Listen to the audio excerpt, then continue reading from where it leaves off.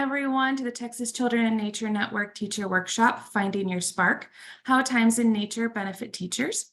My name is Sarah Coles, and I am the Executive Director of the Texas Children in Nature Network, and we are excited to have you with us today. We are recording our session today, so thank you for joining us. To save bandwidth for all of attendees and for a clean recording, we ask everyone to turn off their cameras and mute themselves during the presentation. I will be monitoring the chat, so you can share your questions there, and I'll share them with our presenter.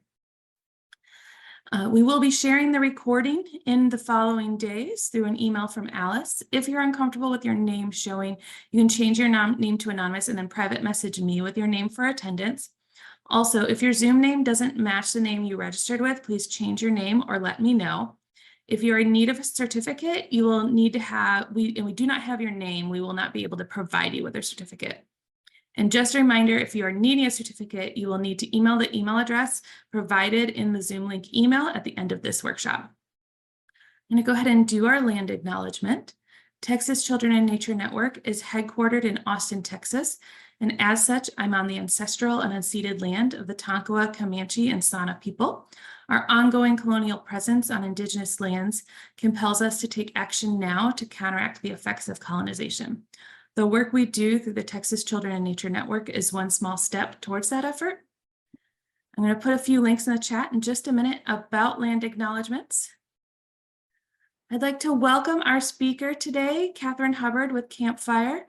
Thank you for presenting today, and I'm going to go ahead and let you take it away. All right, thank you so much, Sarah. Thank you, everybody, for being here. I was looking through when people were putting where they're from. Is there anybody not in Texas? I was just kind of curious. I mostly was seeing Texas.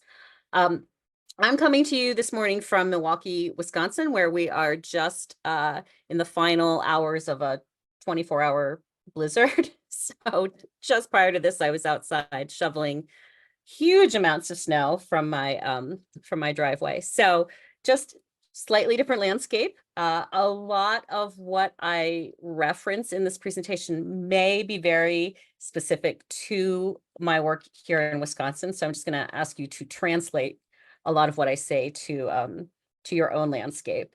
And hopefully when I'm talking about connection to nature, which is really the crux of this presentation, it doesn't matter whether you're talking about snow or bluebonnets or, what have you. So finding your spark, how moments in nature benefit teachers. The idea here came from a phrase that that is very popular at Campfire, where I work, and I am going to introduce Campfire in just a moment. But we use this phrase frequently at Campfire when we talk about our interests, our passions, the things that motivate us and get us excited, both in our personal lives and in our professional lives. And so we talk about what's your spark? We share our sparks with one another. And we also acknowledge that there are times when, maybe right after a snowstorm in January, when our sparks dampen a little bit. And so we sometimes have to work to find those again. So I really wanted to talk about how it can sometimes be as a teacher that our sparks, need a little reigniting on occasion. And a lot of times when we have conversations about children and nature, we forget about the role that the teacher plays and how teachers really need nature, not just to help them with teaching, but to help find those sparks again. So just a little bit about me. I've already told you I'm here in Wisconsin under huge amounts of snow. For several years, I ran a nature school here in Milwaukee, right along the edge of Lake Michigan, called Schlitz Audubon Nature Preschool. They've since changed their name to Schlitz Audubon Nature School because they really have ages that go beyond preschool. So they start with babies, we go up to around like age 7 or 8. So it's no longer just preschool. I've co-written a book called Partnering with Nature in Early Childhood, a guide to outdoor experiences with Dr. Patty Bailey. And that's essentially a year-round 4-season curriculum based on nature-based early childhood education. And I am currently working on another book. I'm in the rewrite stages with an editor from a publishing company, and it's called Lessons from the Mud Kitchen. And that is more of a memoir about my experiences working as a nature educator for several years, how nature changed my approach to teaching, uh, how I've been able to take some of the things I've learned as a nature educator and just apply them to my own life.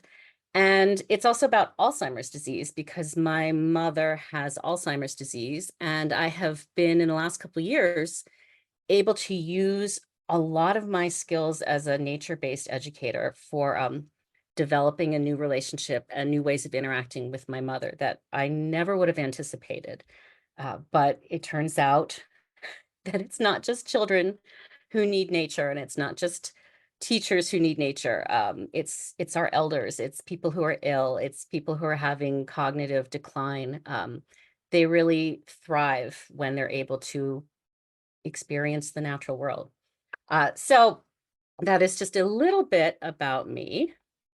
I wanted to introduce Campfire. I've been working with Campfire for just about a year now. And if you're not familiar with this organization, it's a national organization. They do have several programs throughout Texas. It's what we would call a youth development organization. They run summer camps, day camps, after school programs, club programs. Campfire has been around since 1910. They used to be known as Campfire Girls, so perhaps you've heard of Campfire Girls. My mother was a Campfire Girl. My grandmother was a Campfire Girl.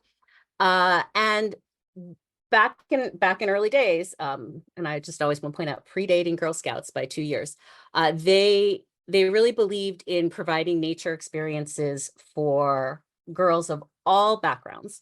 It was open to all races, all ethnicities, all religious communities, all income levels. And that's really been one of their guiding principles since the very start, to be as inclusive as possible. They have programs around the country that are really specialized. So they run grief camps for young people who've gone through significant loss. They run camps for youth belonging to military families. They run autism camps. This past summer, we ran 2 camps for 2S LGBTQ plus youth. There's some programs in the Pacific Northwest that are specific for Indigenous youth. Now, everybody is welcome to all of these camps, but they've tried to deliberately create camps over the years that are also places of particular belonging for young people who sometimes don't feel like they belong anywhere. So at Campfire, our motto is growing up is hard. And that's why we help young people connect to the outdoors, to each other, and to themselves. And that's our mission, to help young people do all of those things all at once. And so I have just a little QR code and a website link over on the right of the screen if you ever want to check out Campfire. Just a little quick more about Campfire, because I always love to share our program framework with people, which is sort of in the form, as you can see, of a map. We always talk about sort of our long-term goals is to help young people thrive. And as we're talking about connection to nature and connection to others, connection to ourselves, there's multiple paths to get there. There's multiple ways that we can reach those destinations. So here's just a little example of our Campfire program framework in the form of a map. Okay. So here's the agenda that I've put together, and hopefully we won't go too far off topic, but I'm also really always happy to be interrupted. So you're certainly always welcome to unmute, ask a question, put it in chat. What I want to do is just start with a general check-in, give you a chance, at least minimally, to put some thoughts down in the chat. To go over agreements, that's just generally speaking at Campfire, we have a standard approach. We always like to check in with one another first and talk about our agreements. I want to talk about land acknowledgements. Sarah already gave a really beautiful one.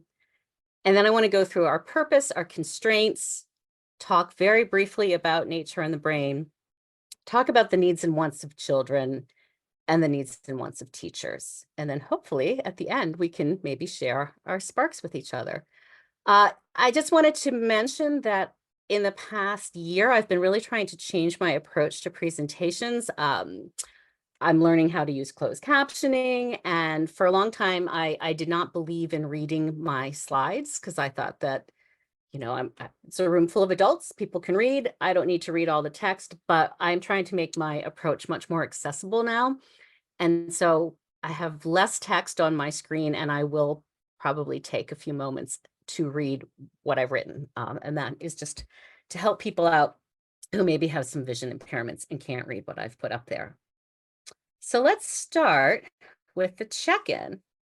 So as I mentioned, I am here in Wisconsin, and for us, this is sort of a season of hibernation. This is a time when people are inside a lot more, when the leaves are off the trees.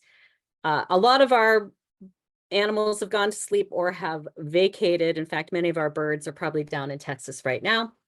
Our chickadees are still out in abundance. And light is still very, very limited. And although I recognize that people in warmer climates probably have a very different kind of winter, I think we all have in North America a season of rest. So I was just going to invite you to put in the chat what you do maybe during the darker, cooler, quieter seasons to kind of embrace coziness. For me, it's, little dogs in front of the fireplace. It's lots of candles. It's cooking. It's comfortable socks. I stay in and read more. And then I do try to force myself to go out on really cold winter hikes because, in fact, it's a beautiful way of connecting with nature during the dark seasons. So if you don't mind just taking a moment to put in the chat just what you do in January and February to stay cozy, to stay connected to the natural world, or to connect more deeply to your family or to yourself, I'd love to hear it. And so I'll be quiet for a minute.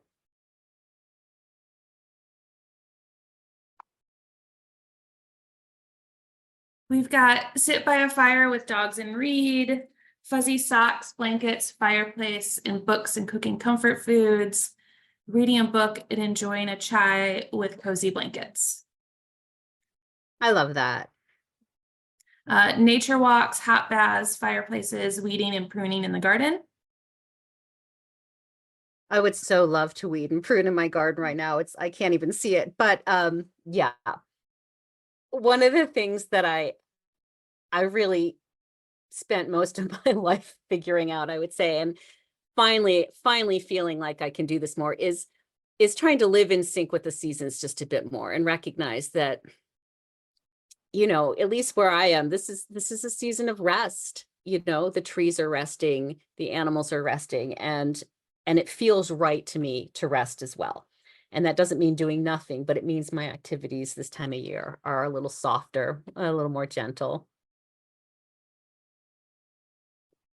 So thank you, everybody, for sharing. And I mean, feel free to continue sharing. I love seeing that a lot of us treat the season in similar ways. It's a time of reading by the fire, which is such a good way of taking care of ourselves. I think it's so important. I recently gave a presentation at the Midwest Environmental Education Conference, and one of the things the organizers of that conference did was craft some agreements at the start of every presentation. They wanted us to really kind of just bring everybody together in terms of, well, here are the things we agree on. When we speak, we're going to share from our own experiences. So I definitely want to make sure I'm doing that, and I'm not trying to assume that things I've learned about teaching in nature are the same as what you've learned. So to respect everybody's experiences and contexts, because they're all different, our stories are different, our landscapes are different, to certainly trust that if I misspeak, if I say something that offends you, please believe my intentions are good, but certainly name the impact so that I can learn. And that we all are just willing to take space and give space. I just like those agreements a lot. I think they set up space for people to feel like there's some grace, but they also have the freedom to speak in rough draft and to communicate and contribute to a conversation. So something I bring, again, I'm going to ask you just to jump onto the chat for just a moment. Something I bring is something that we each bring to this workshop. And even though I know most of you, you're on mute and your cameras are off, I know you're there. So something you bring could be anything from, you're here and it's a Saturday morning and you have your cup of coffee, and you're willing to listen, or you're ready to learn, or just your own curiosity. So I'd love to hear what different people have brought to the workshop this morning.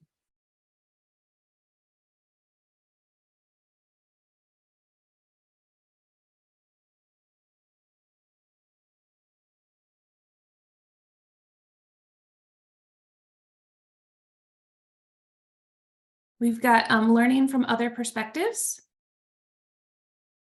willingness to better myself and my program for my kids,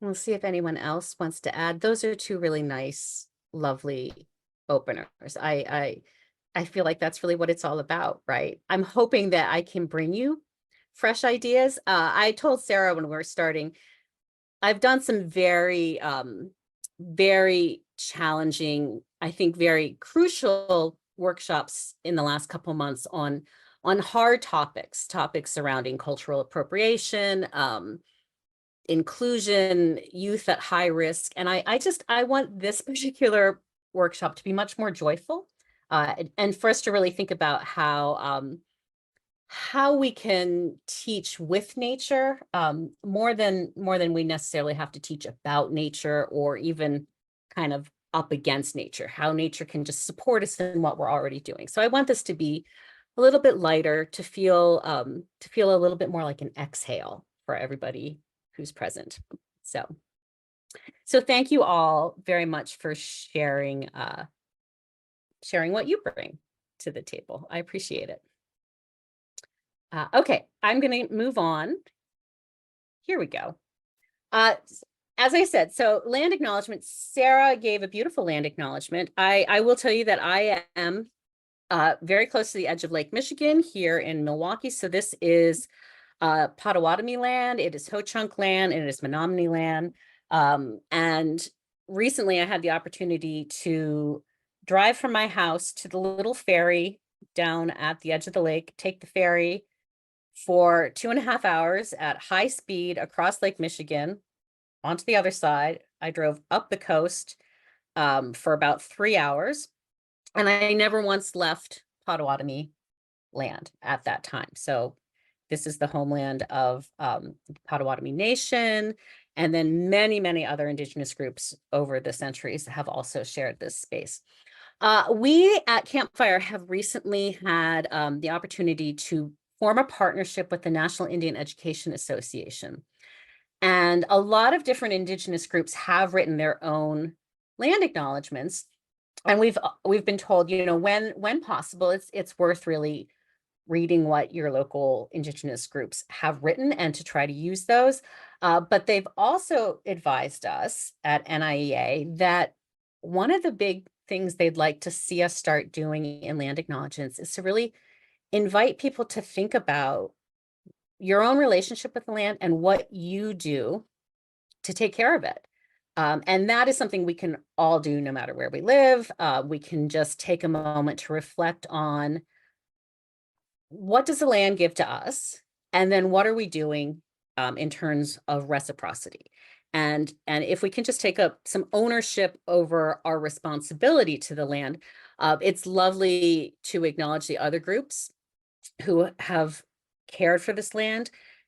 The next step is to start adopting similar mindsets, thinking with the next several generations ahead of us, and to think about what we do in our daily life, or what we do intentionally throughout the year to care for the land. So I wanted to share that perspective from National Indian Education Association on land acknowledgements, that we invite people as we share where we live, and we share an understanding of who used to live here and who had their land taken away, to also recognize how they interacted with the land in a really responsible, meaningful way, and to do our best to live up to that. So, okay, I'm going to continue. And we're going to finally start really getting into the content of this presentation. The first thing I want to ask everybody here is, what is your purpose? If you're a teacher, if you are an administrator, if you're a parent, what is your purpose?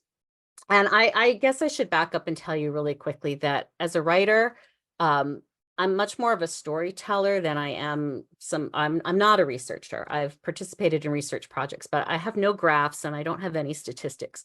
So I'm going to have more stories to share instead. So when I started in nature education, I came with a background in environmental ed.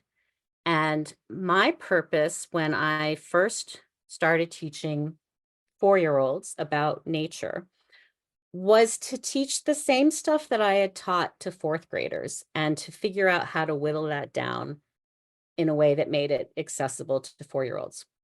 That is no longer my purpose. That very quickly I realized I was failing at my purpose.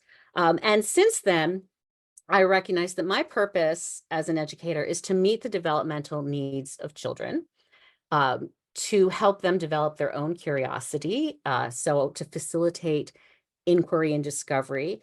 I certainly want them to get some content about the natural world. I want to increase their environmental literacy. As an educator, there's expectations that I'm going to bolster their academic skills. I'm going to help them with some reading. I'm going to help them with, emerging literacy and math skills. But primarily what I want to do is actually meet them where they are and to use nature as the means by which I teach, rather than the topic that I'm teaching about. So when I put down here, what is our purpose? I wrote, to meet the developmental needs of children, to bolster the academic skills of children, to impart content-specific knowledge. Some of that may be dictated by outside forces, an administrator, a school district, to facilitate inquiry and discovery. So to help children learn how to learn and how to love learning. Certainly to ensure the safety and protection of children. This is not written in order of importance at all. To form trusting relationships. I'm not going to be a good teacher if the children don't trust me. So to provide children with SEL skills, and in this way, I'm talking about positive ways to interact with their peers, to interact in a group, in a community, in a classroom, and of course, to help children really develop connections to nature, others, and to themselves. So you'll notice ecology is not on here at all. Facts about nature, it's not on here at all. Those to me are essentially byproducts when you are teaching in nature and you are using nature to help you fulfill your purpose. Those things happen. But what used to be the case is I would say, well, it's September. We're going to go outside and we're going to learn about insects because that's what you do in September, without really recognizing that September is also the first month of school for many children. This is their first time away from their families. They don't necessarily know how to hike. They don't necessarily know what the school rules are. They don't necessarily care about the insects, or else they're frightened of them. And so later I realized, oh, no. What I need to be doing in September is creating community and recognizing that that's where the needs of the children are. That's what my purpose is. And I can use experiences in the woods where we are looking under logs, or experiences in the prairie where we're listening and we're hearing the insects around us.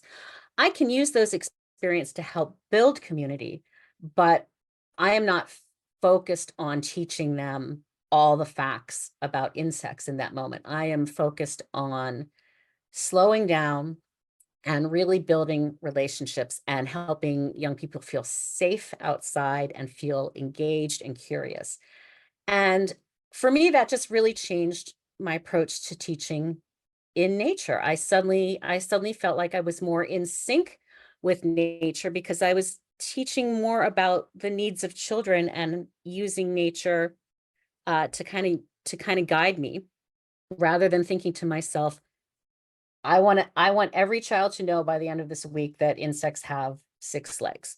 Um, what typically happens is that that comes up when you're doing the other stuff. A child may want to know, is this an insect? And you can say to them, actually, that's a pill bug. And the reason it's not an insect is, yada, yada. But it's just, for me, it was a way of flipping the script a little, and it made me much more confident as a teacher. And so it's ironic as a nature educator that I suddenly am not putting nature facts down on my list of my intentions and purposes, but I really found it made a difference. I found that the nature facts fall into place in a way that feels much more organic and much more compatible with teaching when you actually lead with child development.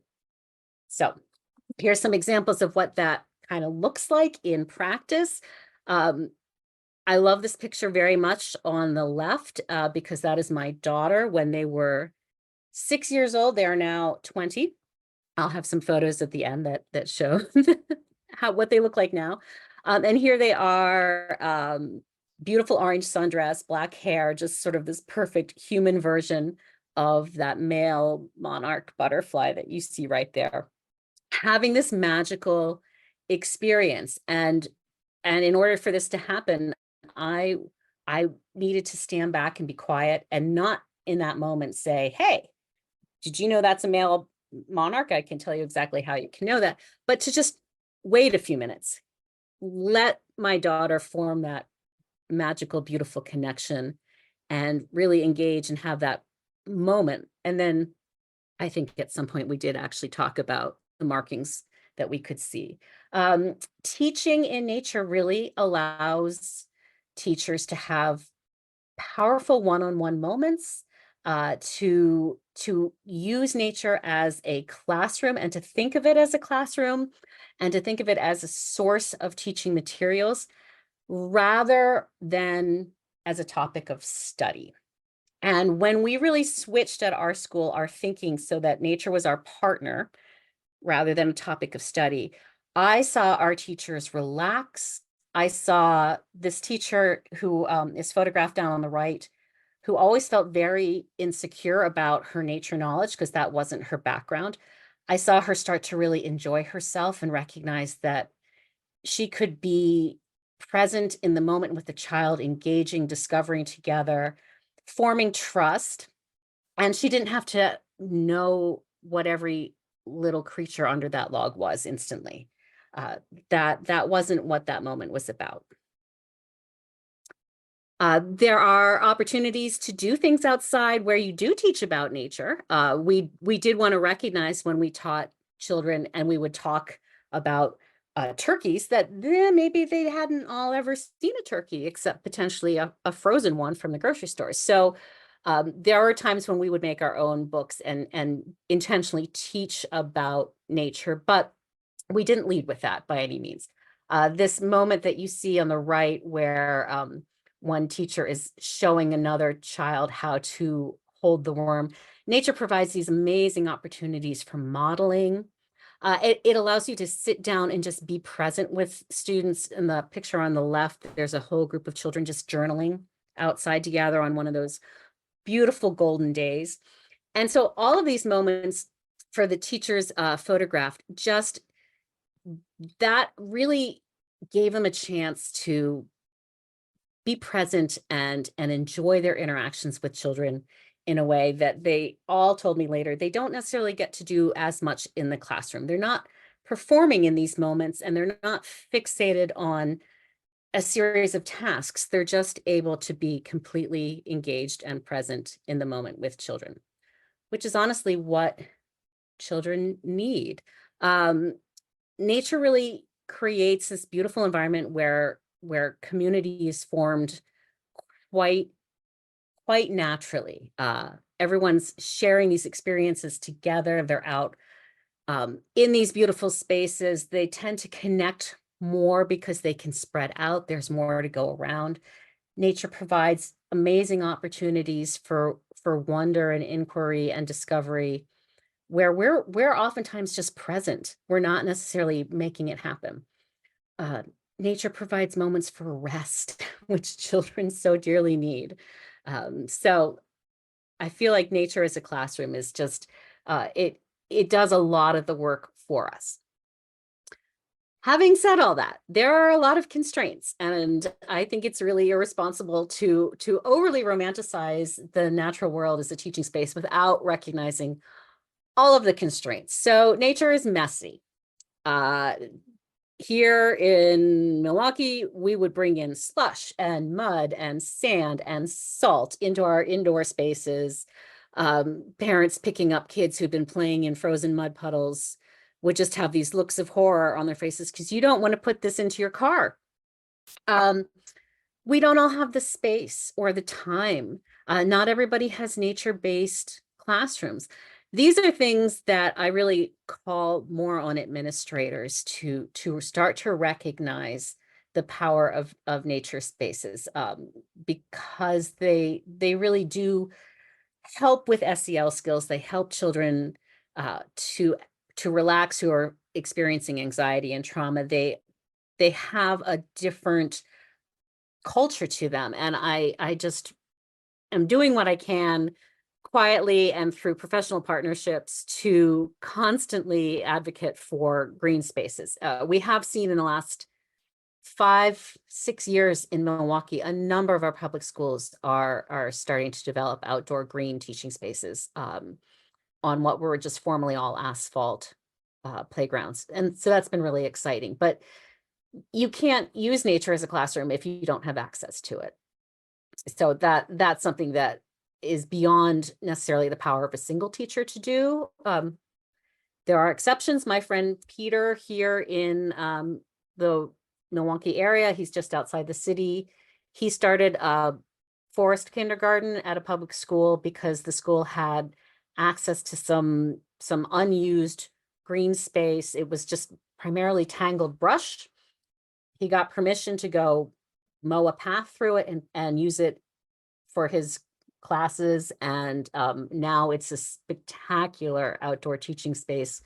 It's taken several years, but at this point, the entire school makes use of it. There are a lot of hazards in nature. There are things like lightning storms. There are wasps. There's deep water. These things are all manageable, but you have to have policies about them and you have to have thought them through. Outdoor bathroom needs. I once did an entire workshop for people who are interested in starting their own nature preschools, and 90% of that workshop was about how to manage the bathroom when you're outside.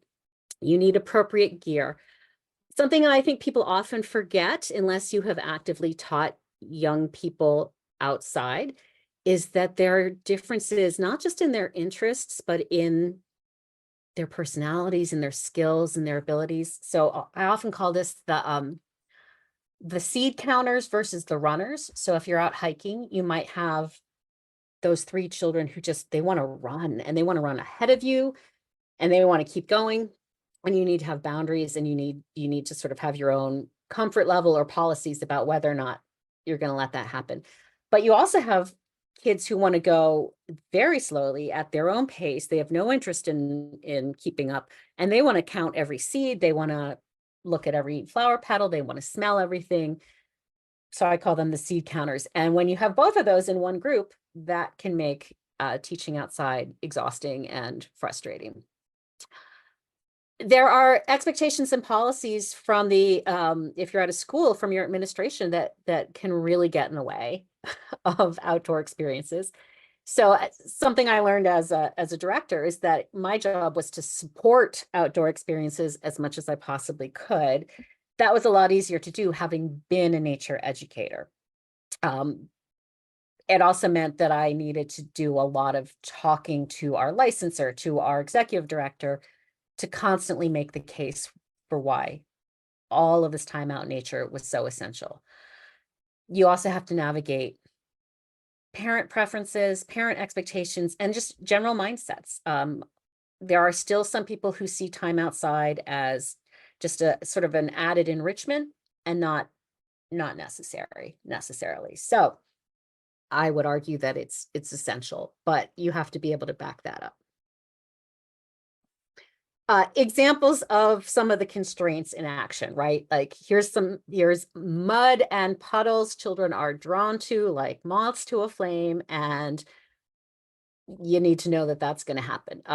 They don't always behave like, like the photographs would have you suggest. This one on the left, that just shows you what a child is perfectly willing to do on an ice cold day. Let's see what happens if I dump a whole bucket of water right over my head. That child on the left with the water bucket is in college now, so no lasting harm. Just a quick examples though of how all these constraints can be managed. And once you have these policies in place, it gets easier and easier because it's built in. If you're dressed right for the weather, if you have lots of tools and materials that add to the experiences outside, so children aren't necessarily looking to break things, to destroy things, to pluck all the flowers off the petals, off the stalks. But if they have lots of things to do, to keep them engaged and that inspire wonder, that makes a huge difference. Little things that we learn, have those rain pants over your boots so that when you splash in puddles, the boots don't get water inside, or when it's raining, the rain pants don't serve like a funnel, taking all that water and running it down directly inside the boots. Little things like that can make your outdoor experiences just easier. During COVID, we also purchased these little portable outdoor sinks. These are the kind of things that you often see where people go fishing. These are fish cleaning sinks, and they attach to hoses. And we really like these. We kept them up. We will have them up every year until it freezes, when obviously we can't have our hoses going in the middle of winter the way you probably can in Texas. But being able to then have access to a sink where if somebody gets a little mud in their eye or some sand, or even just if you want to have everybody wash their hands before they arrive so that you're just keeping germs down. Things like that. Very simple, but they make a big difference, and they make your outdoor spaces just a lot safer and cleaner and more usable. Other policies that you may not think of, and again, very simple ones. Our school is on the edge of Lake Michigan, so by having children who really want to throw rocks in the water, that's just a thing that everybody seems to want to do when they get to the edge of a big lake, is throw rocks. For years, we tried to say no, and then realized, well, why are we saying no? There's a lot in terms of just the body movement and having that, learning how to control that rock, that's really beneficial. So we just created some guidelines, throw underhand, make sure there's nobody in front of you. We want you to kind of line up so that it's a little more controlled and there's some space between you, and then go ahead and throw those rocks into the surf. There are no little animals in that surf, so you're not going to harm anything. We have policies about ice. So we will measure the thickness of an ice. You can see here's a railroad tie in this upper right corner, a little bit of tape, and then hammer. Everybody's watching. This teaches, at least children in Wisconsin, some really essential safety assessment for when it's okay to go out on the ice. You can do some fun STEM stuff with this too, though. You can do some calculations. You can do some predictions. At our school, we also did outdoor cooking, and so that meant we'd have a fire, and we had to have a lot of safety rules written around that. But again, these are things, if you think them through and as a team can find your answers, it can make your outdoor experiences far less stressful for a teacher, because you've figured out how to navigate all of this. And then finally, you don't always have to take nature outside. Nature can come inside. So for a lot of teachers, this is a much more practical way to help children develop connections to the outdoor world, and for you to be able to offer nature experiences when going outside just isn't possible. So you can add lots and lots of nature materials to your existing space. we had a bunch of volunteers reach out to us during COVID who were stuck at home, and they were so bored. And they said, what can we do? And we said, well, can you paint rocks, like little smooth river pebbles with letters and numbers, and then shellac them? And we got so many that we're still using. And we just add these to our indoor centers, our play areas, so that they're mixed in with the kinds of things that you would buy. We would use wonder boxes where we'd put lots of different materials together in a box, and then as a group put them out on a big circle of felt and ask children to start drawing some connections.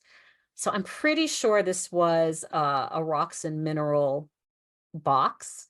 I'm not entirely sure what the green triangle is. Maybe somebody else on the call can tell me what that's all about. But I think the idea was to put these materials out and let the children just wonder, or to just make some of your play areas in your indoor spaces or your discovery areas a little more interactive and nature-based. So what is it that young children need? And I guess I use the word youth sometimes because at Campfire we work all the way up to age 18. So when I'm talking early childhood, and I often will use the word child, I'm trying to retrain myself to use the word youth, because in fact, I think sometimes an 18-year-old and an 8-year-old and a 4-year-old, they need the same things. They need a lot of the same things. They need belonging and protection and identity affirming practices. What it looks like in practice for each of those is going to maybe be a little different, but our needs are not all that different. So what do youth need? They need safety and protection. They need to learn how to interact with their peers, particularly since the pandemic. That's an area where a lot of youth need help. They need to feel safe with the adults around them. They need to feel accepted and affirmed for who they are. A lot of our young people are going through trauma, and so they need trauma-informed practices, choice, control, a say in their own learning. They need help knowing how to be in a group. Obviously, they need our support with academics. That's part of our role as educators. What do they want? They don't necessarily want all those things, or they may not know that they want them. Some of them do. Some of them will say those same things, maybe not in those words, but a lot of them will say, yeah, I need to be safe, right? I need to know that you accept me for who I am. I need friends. I need trust. I need to feel included and that I belong. But a lot of them are going to say, I need some fun. I need some joy. I want to have a place where I can go and laugh and be happy. And so one of our roles, of course, is to unite those things. So I'm going to go off. It's going to seem like a tangent for just a moment. And then hopefully this will come back and will make some sense. One of the things that I've been really interested in, particularly since my mother developed Alzheimer's, is how the brain works. And I am not an expert. I'm very beginning stages of learning about how the brain works. But here's what I just feel is worth sharing in this context. And thank you for bearing with me, because many of you probably know this or know more than I do about this. But here's a photograph of a neuron, which is really what allows the brain to function. This is where learning takes place.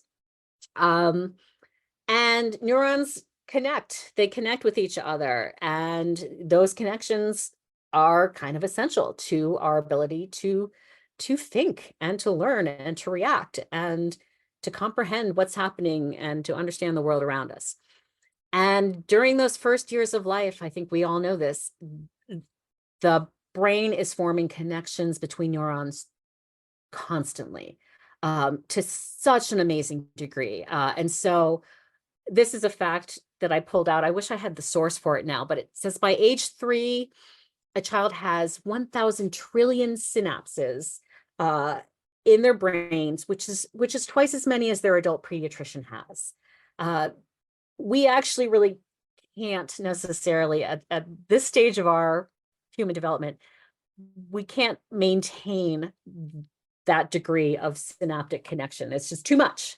So so what does start to happen is over time we begin to prune, and connections that we're not using, information that is really that the brain decides is not relevant, we start to prune away. So sometimes you hear that phrase, use it or lose it, when we talk about the brain, use it or lose it. So at birth, we've just got sort of the beginnings. And then by 6-year-olds, if you were to like really take a look inside the brain, you would see so much activity taking place, so many connections, all the neurons lit up, lots and lots of information. And then by 14, the brain has really decided, okay, I've pruned out stuff that is not useful or necessary. I've got a much more manageable amount of information in my head, and these connections are much, much stronger. And that's when we talk about hardwiring. That's what hardwiring essentially is. It's that pruning and discarding and then holding on to critical information. So how does the brain decide what's important and what isn't? A lot of it's through repetition. And so I bring this into nature because sometimes our approach with nature education has been, let's do a field trip with the class once a year to a nature space. And that is just not the same as going outside daily and having meaningful interactions with the natural world. Those one-off experiences do not stay with us. They do not help the brain form the kind of lasting relationships with nature that I think are really important to who we are as human beings. That doesn't mean that you have to have access to a wilderness. You can go outside and you can have a tree, you can have dandelions and just little patches of grass and neighborhood park, and you can still build meaningful relationships just by watching and being a part of that natural space on a changing seasonal basis, to see all those incremental stages, see how the tree shifts between seasons, how it has its period of rest.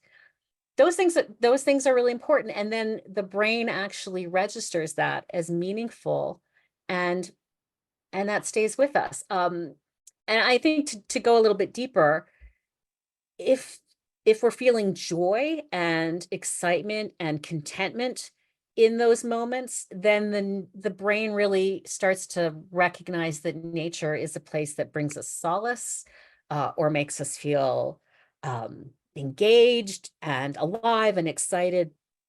For children who have repeatedly negative experiences, who are under constant trauma, under constant threat, the brain starts to really form connections in response to that, which is how you get children in a state of constant fight or flight. And so we can do our part by also providing peaceful, beautiful, calming experiences in nature that can counteract some of that trauma. So just a little bit here about ways that nature supports the brain. We know that the brain learns really well through a multitude of senses, when all of our senses are functioning.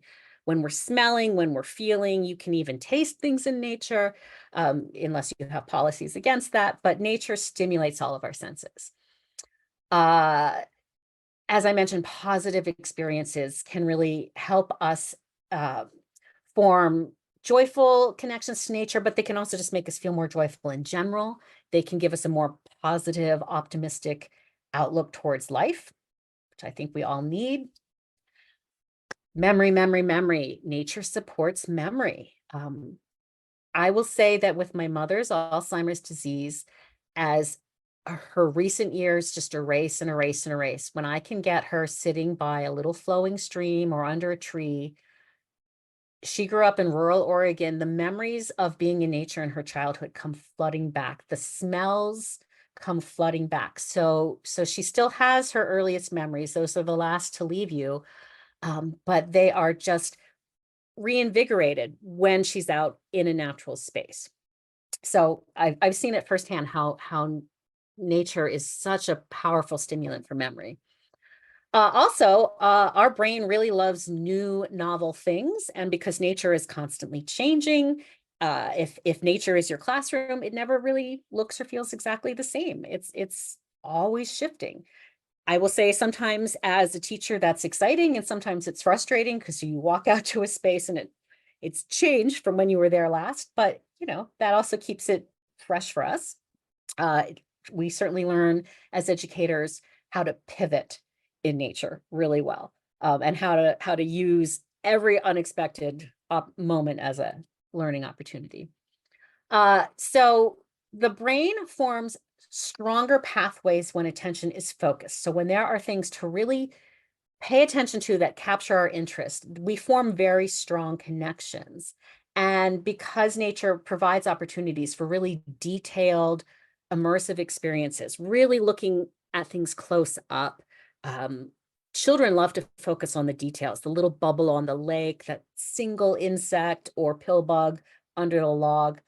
They're not, in my experience at least, nearly as interested in the big picture as they are in that single pebble is so much more fascinating to them.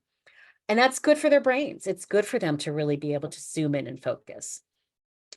Oops, sorry, I didn't mean to jump ahead. The brain works best when it is healthy. And of course, nature provides opportunities to move our bodies, good exercise. Nutrition is a part of nature, having access to really good food. And then particularly, I would say, for people who are overscheduled, for young people who, who have gone through trauma, nature allows us to be still and to relax and to rest. That is something young people need, but boy, it is something that teachers need too. And I would say teachers need to have moments where they can rest and relax, and they need moments where their students can rest and relax. So nature can certainly provide all of that. So now I want to get into how nature can support the needs and wants of teachers. And I have a couple of examples. This photograph on the right, I absolutely love. It's of my friend Jay teaching with a group of children.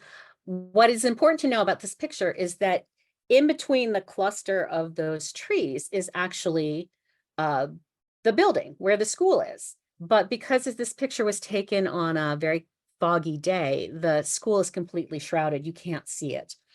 And I feel like this photograph to me is kind of symbolic of what it can be like being a teacher with children when you're out in the natural world. The school building and your emails and all of the demands of the day can kind of just become shrouded in fog, and you can be completely present and in the moment with your students. And that is something I think teachers need. It allows you to thrive and filter out all the other stuff. And I don't think we get that often enough. I will say that in the many, many years that I was directing a school, we had teachers who had miscarriages, who lost a spouse, who were dealing with either their own illnesses or the illnesses of partners, who lost parents. And these are the kinds of, really traumatic, devastating life events where you would probably want to take a lot of time off, or as much time as you could off, at least to focus on healing. And in all those cases, our teachers said, no, I need to be at the school. I need to be outside with the children because that helps me heal. Sitting at home and ruminating doesn't do me any good, but coming in and being out in nature and letting everything else just kind of filter away and not be burdening me at the moment is what I need. So that's when I really started to see how, if you can, as an administrator, at least let teachers be present with children in outdoor spaces and try to take other things away from them off their plates, they can become phenomenal, strong, fully present, engaged teachers. And I would argue that as wonderful as nature is for a child, it it's not as wonderful as having a fully present, engaged, loving, happy teacher by your side. I think that we forget that a lot, and we talk about nature as this phenomenal teacher, and we forget about the actual human teacher who's right there. And I think for children that nature is a phenomenal teacher, but a stressed out adult by their side who's thinking about other things and who's super distracted can really take away from that experience. And an adult who is facilitating with them and discovering and modeling wonder and awe and joy adds to that experience. It gives them permission to engage and be safe. And I think they really need both. So here on the left, I have an example of just some of the agreements that we would often do when we would go out with children. We would talk about every day our goals in creating community. We are kind to bodies, we are kind to feelings, we stay safe, I am free to be me, we have fun.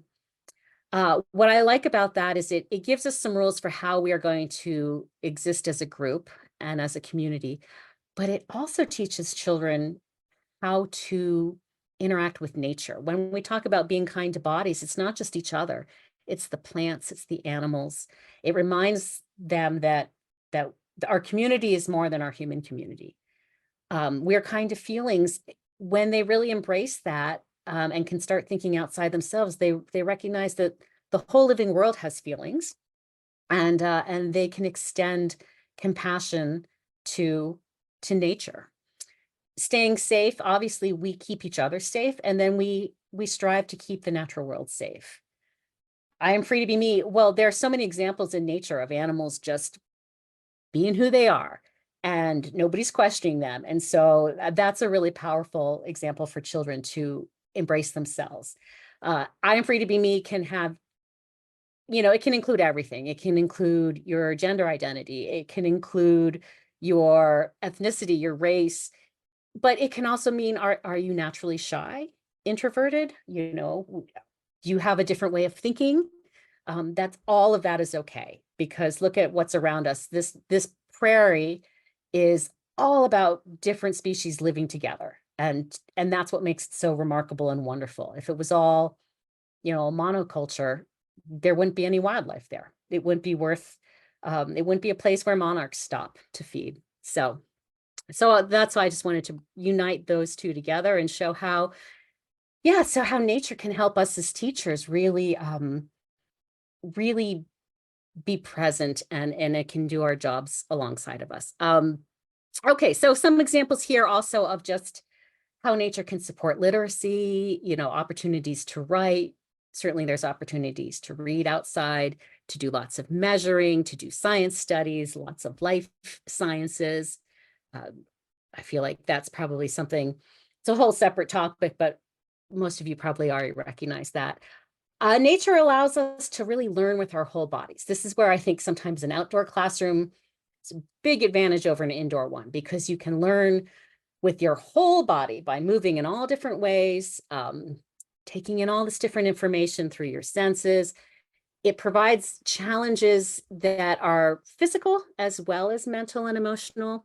This picture on the left is a child who just climbed up into a treehouse that we had made, but we had a couple different ways you could get up the treehouse. You could take a ladder, or you could do a climbing wall. And this child finally mastered the climbing wall, and the teacher was able to capture his expression just when he got to the top. And so when you want to talk about how self-efficacy can give a child the sense of confidence to realize, if I keep trying and trying, I can do it. What a great example of, learning anything new, whether it's academic or any new skill is hard. But hey, remember when you did that climbing wall and you mastered it? Learning to read, same thing. You're gonna keep at it.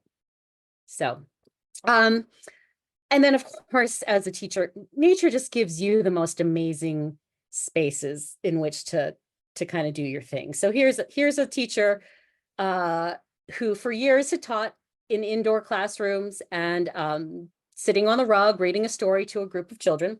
And now she's just doing the same thing, but she's outside on a frozen lake and she's reading the same book to a group of children outside. But in so doing, she's breathing in fresh air, and she's just having the time of her life being in a different kind of space. So how can we then support teachers? Here's some of the things that I think teachers need and want. And I don't have these as separate categories because I think teachers know themselves well enough to know that their needs and wants are pretty much interwoven. You know, maybe there's some exceptions, but generally speaking, I think teachers want safe classrooms. They want quality resources, quality teaching materials. They want some of the same things young people want: identity affirming practices built into the school, trauma informed practices. They want to have training in those if they haven't received it. They want professional support. They want physically and emotionally safe teaching spaces, healthy classrooms. I think a lot of teachers would like smaller class sizes and mental health support for their children. Nature is not going to instantly provide all of these, but I wanted to at least acknowledge that these are some of the things that I know from all my friends who are teachers that they want. Positive relationships, that's with colleagues, with students, parents, your administrative team. A lot of teachers would like more welcoming teaching spaces. I think some teachers are teaching in very outdated, dark, depressing spaces. They would love more sunlight. A lot of teachers want and need more time for themselves to rest and play, more opportunities to exhale. Yeah, teachers want higher pay. I don't think nature's going to be able to offer that. In fact, most of my friends who are nature-based educators are making do with less pay. Something I think needs to change. I don't think the natural world is going to automatically do that. I think it's worth acknowledging that we all need higher pay. So I wanted to look at some practices that can at least support some of those needs and wants. For a start, I think if people are new to teaching outside, it's an interesting realization that a lot of what you can do inside, you can do outside. Bringing out little waterproof blankets. This one on the right is sort of soft on the top, but it's waterproof underneath, so you can put it down on damp ground. You can do coloring, you can do journaling, you can do writing. You can do a lot of group activities outside just as easily as you can inside. Materials that you wouldn't think to bring outside because you're just so used to doing them inside really can frequently translate.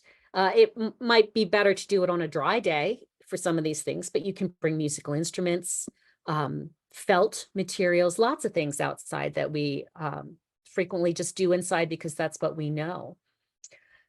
You would also be really, I think, surprised if you're new to nature-based education at how much you can do with just the materials around you. So loose parts. So lots of things like flower petals and leaves and pine cones and acorns and tiny sticks and twigs. If you have enough of them and there's a huge variety, there's more than enough to go around, and children can get incredibly creative, develop some fantastic fine motor skills. And you can also bring some of that inside. So here's just some examples of birch bark brought inside and added to a little art corner. And children can use paints or markers, and they can write on that as though it's pieces of paper. So there's ways of really adding to your teaching supplies and materials without spending any money. Something that nature and outdoor experiences provide lots and lots of opportunities for children to practice getting their own gear on and off. I think it's really worth adding this to their curriculum and not just thinking of this as a transition time, but to sort of intentionally build it into your day where you focus on learning how to put your boots on and off, your socks, your gear. If you can build this into a curriculum so that it's very intentional, as a teacher, I think you feel a lot less stressed because you're not thinking, oh, we've got to get to the next thing and this is taking forever. You think, no, this is actually our purpose right now. This is what we're doing. This is what we're learning. But also by so doing, you suddenly have a class of 16 or 20 kids who can do this themselves.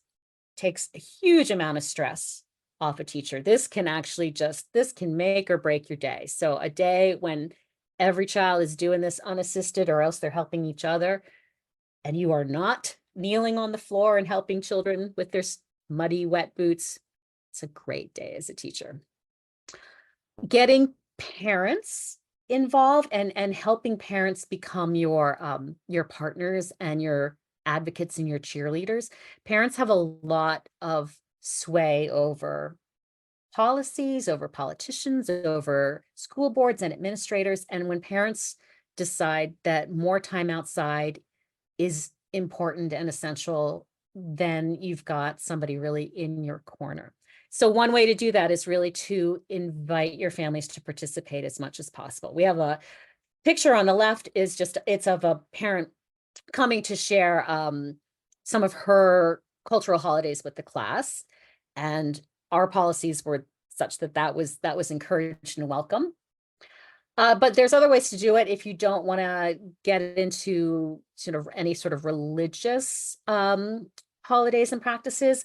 Down on the right is an example of a photo exhibition that we did where the children themselves were given some very sturdy child cameras, these sort of $40 cameras that I think you can probably order off Amazon or find online some. And it was really neat because we invited the children to take lots of pictures, and then we mounted them and we had this exhibition.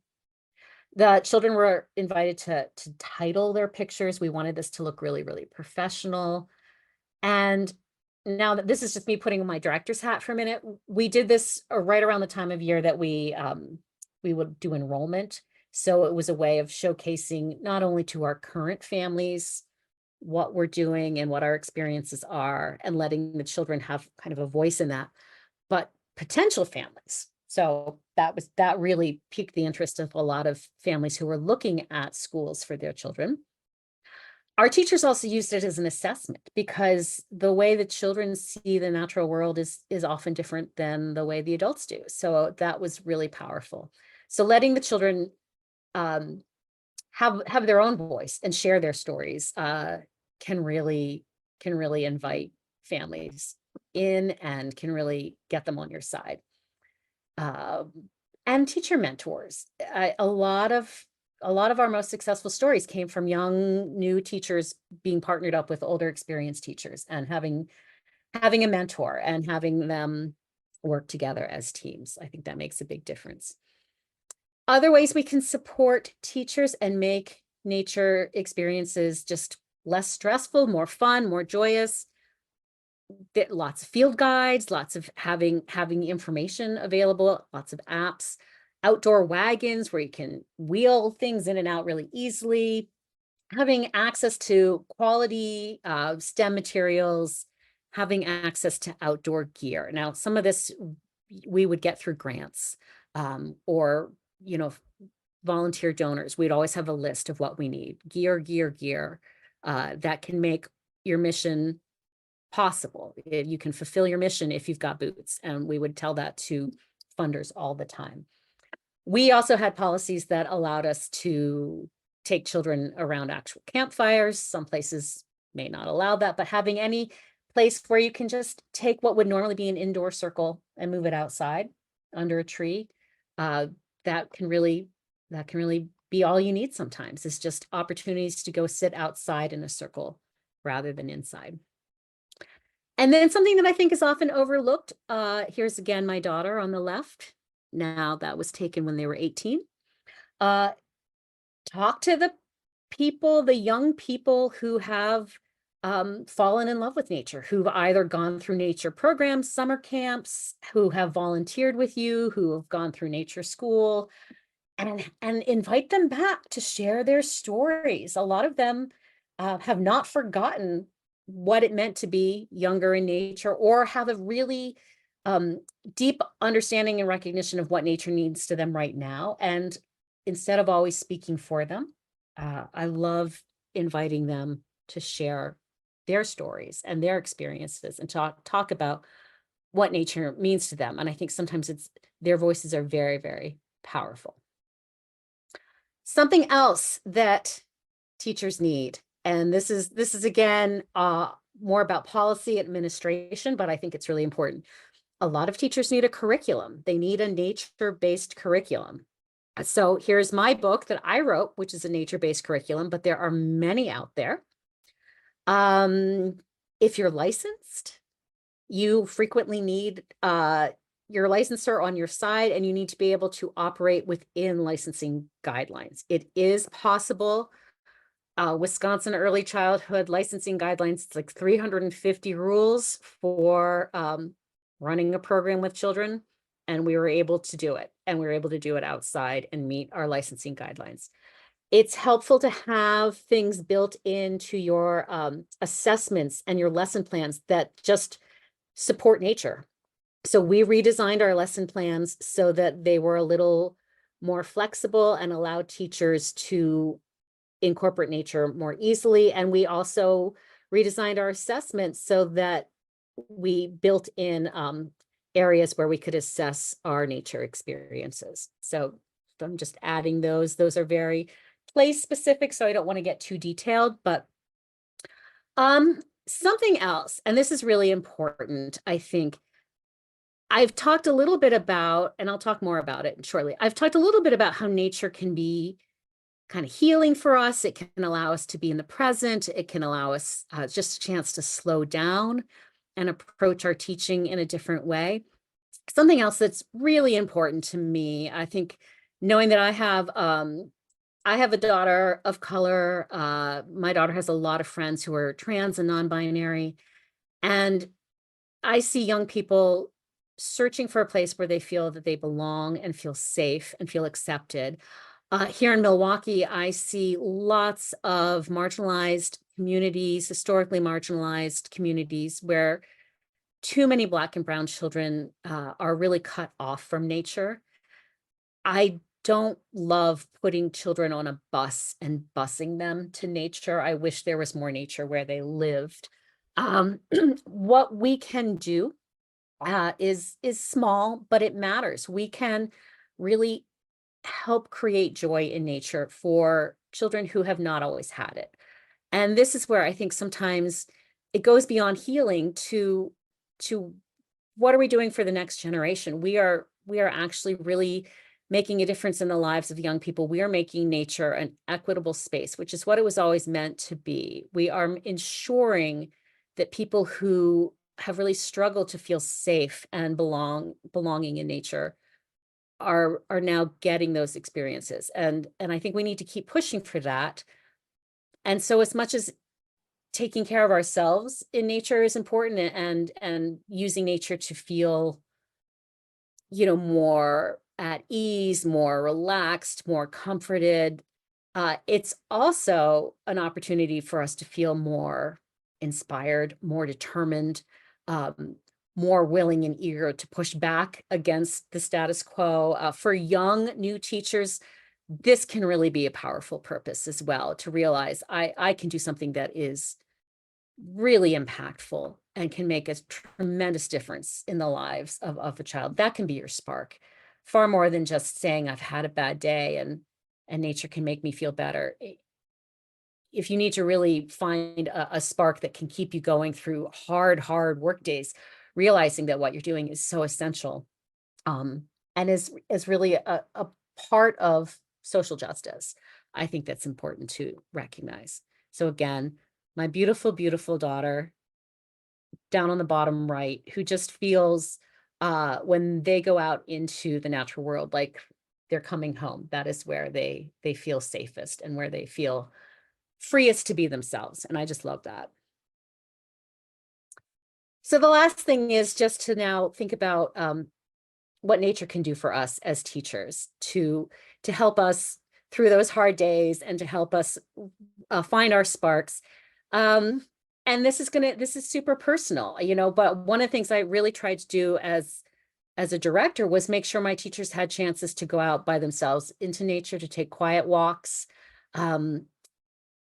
When we're by ourselves and we're not with a whole group of children, we are able to focus on like that individual first flower coming up after the frost, or the little drops of water on the leaf.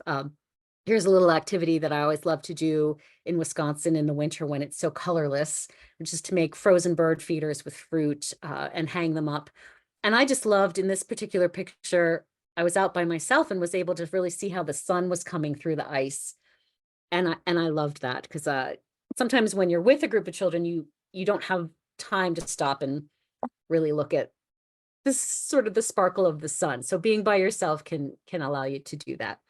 So here are just some of my sparks, you know, really simple things like the taste of a garden tomato. And I love the winter light. It is darker earlier, but I love the way the light and the sun is lower in the sky. And it just, and when the trees are bare, you can really see it, so that I'm much more aware of the sunlight in the winter than I am in the summer. I love the sound of running water, whether it's just a tiny fountain or a creek or a stream. And those things help me feel recentered, and they bring me my sparks. But it's different for everybody. So the last thing I wanted to really do is just ask people again, if you'd be willing to share and hop on the chat, and I'll stop talking for a bit and ask you to share maybe a spark of your own. And I'll just sort of leave it up to you to interpret what your own spark might be. Kind of as we're waiting, we've got a couple comments from earlier that I think kind of answer this question. We've got nature provokes children into thought, action, formulation of their own ideas. We've got sunrise on the way to work. I love helping children overcome their fear of nature and instead become fascinated. Birds singing. Watching kids discover something fascinating in nature.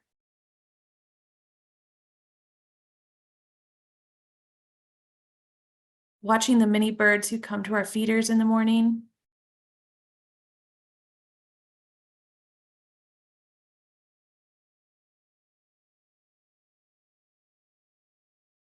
Camping, gardening, connecting, and calming in nature.